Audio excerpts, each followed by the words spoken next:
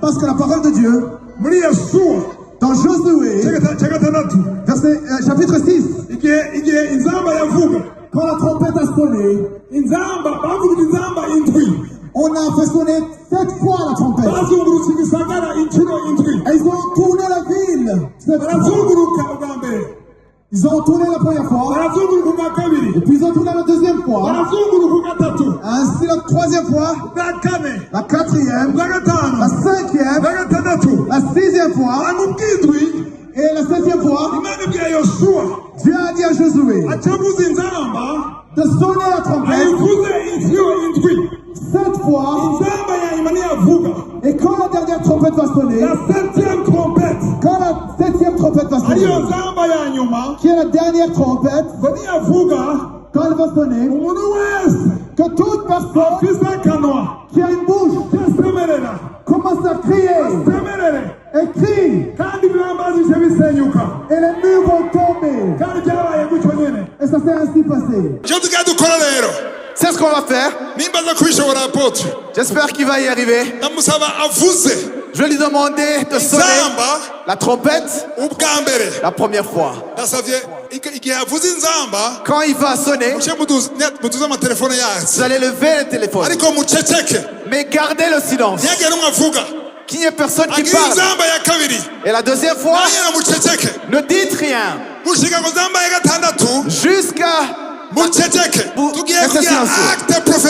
On va faire un acte prophétique. On va déclarer Jésus. À cette trompette. Et on va crier. Même ceux qui sont à Moussaga vont entendre ça. Et on aura fait quelque chose de très puissant spirituellement dans les lieux célestes. Il y a quelque chose de puissant qui sera fait. Vous êtes prêts? Apôtre. Première trompette.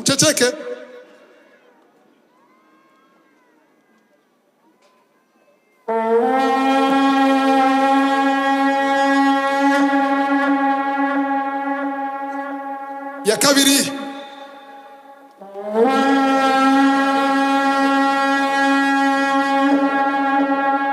Ya gatatu.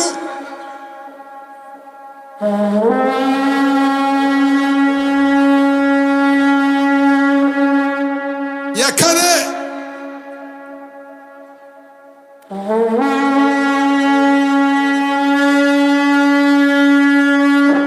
Ya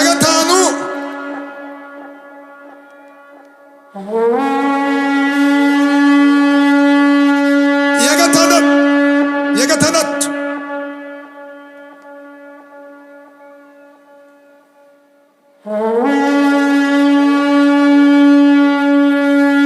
Imbere yuko agira iyindwi, Avant de faire la septième, je voudrais demander qu'on éteigne. Mais vous gardez les lampes de téléphone. Qu'il reste seulement les lampes de téléphone. Wow.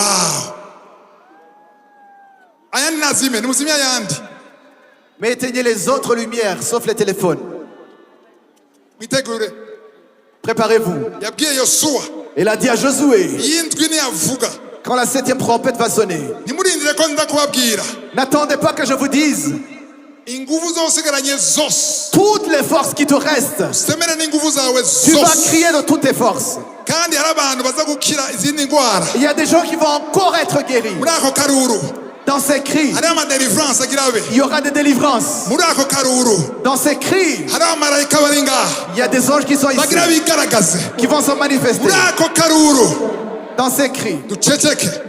Mukumva inzambi ivuze. quand vous allez entendre la trompette,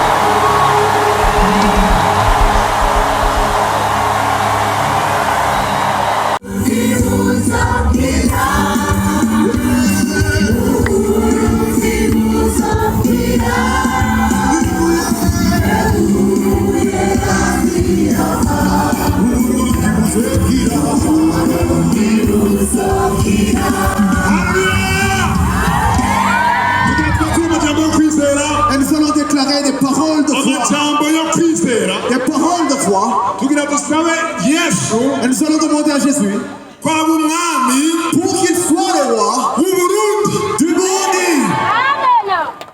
Mutanezerewe? Vous n'êtes pas content?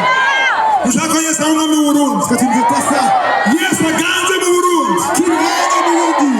Abana b'Imana, Les enfants de Dieu, Imana yabahaye ubushobozi Dieu leur a donné la mu puissance kanwa kabo, dans leur bouche, ubushobozi la puissance bwo guhezagira de bénir, no kuvuma. de maudire. Rero tuje guhezagira Et nous sommes venus bénir igihugu c'Uburundi. le pays du Burundi.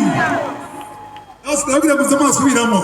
Je vais vous dire, vous allez répéter. Turakora Yesu ari umwami mu maprovinsi uko ari atanu yose. Et nous allons déclarer que Jésus-Christ est roi dans les 5 provinces. Kandi turakora Yesu ari umwami no mu makomini yo ngahanye mu gisagara. Et qu'il est roi dans les communes de Tuvuge cette ko ville. Yesu ari umwami.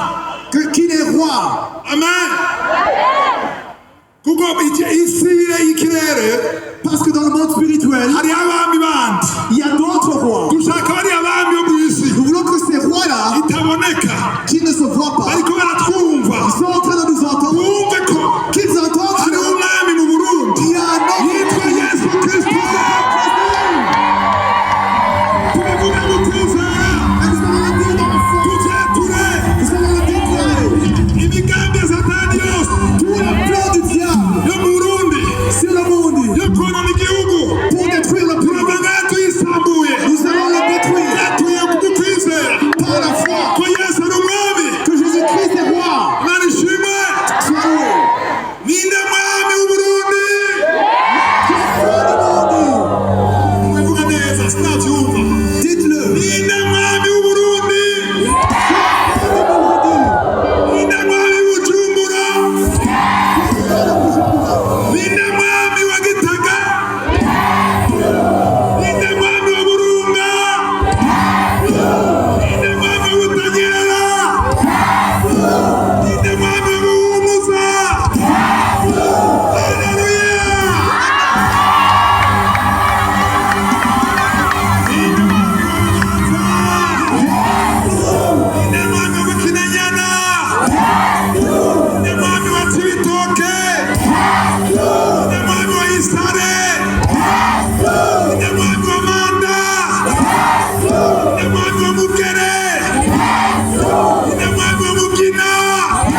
Ninde mwami wa Muhuta? Ninde mwami wa Mukaza? Ninde mwami wa Nahangwa? Ninde mwami wa Rwibaga? Ninde mwami w'Uburundi?